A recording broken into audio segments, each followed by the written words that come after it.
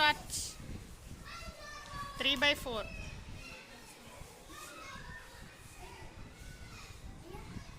Check.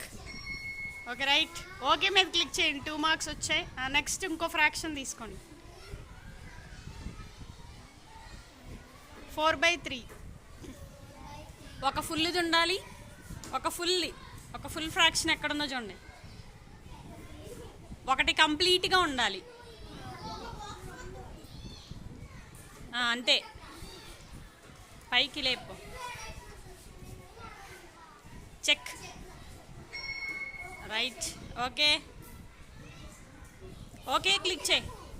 Next 1/3 పెట్టు. మూడిట్లో ఒకటి కలర్ చేయాలి.